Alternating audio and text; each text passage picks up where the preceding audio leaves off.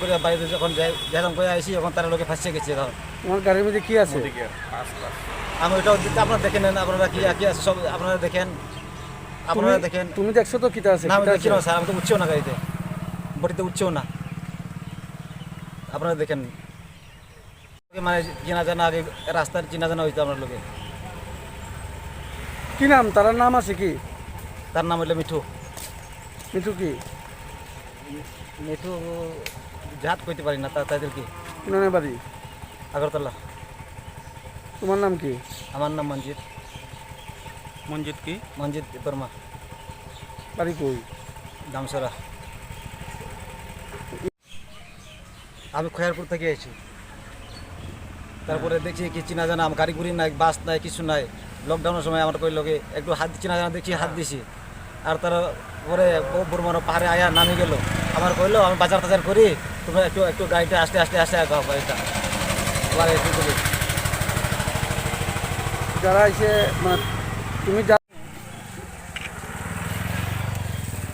আজকে আমাদের তেলিয়ামুড়ার ট্রাফিক ইউনিটের স্টাফসরা তেলিয়ামুড়ার পিএসআ আন্ডারের যে হাওয়াইবাড়ি নাকা পয়েন্ট আছে সেখানে গাড়ি চেকিং করছিল।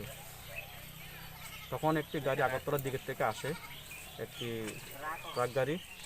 তো ট্রাক গাড়িকে যখন থামানোর জন্য সিগন্যাল দেওয়া হয় ট্রাফিক পুলিশের তরফ থেকে, তখন গাড়িটি থামেনি।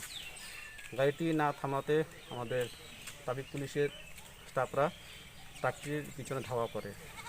তখন ট্রাকটি ন্যাশনাল হাইওয়ে ছেড়ে কল্যাণপুর এরিয়ার দিকে চলে আসে। ন্যাশনাল হাইওয়ে ছেড়ে গাড়িটি তেলেমুড়া থেকে কল্যাণপুর এবং খোয়া যে রোড আছে সেখান দিয়ে চলে আসে। তখন ইনফরমেশান আমাকেও দেয় এবং কল্যাণপুর ওসিকে দেওয়া হয়। তখন আমরা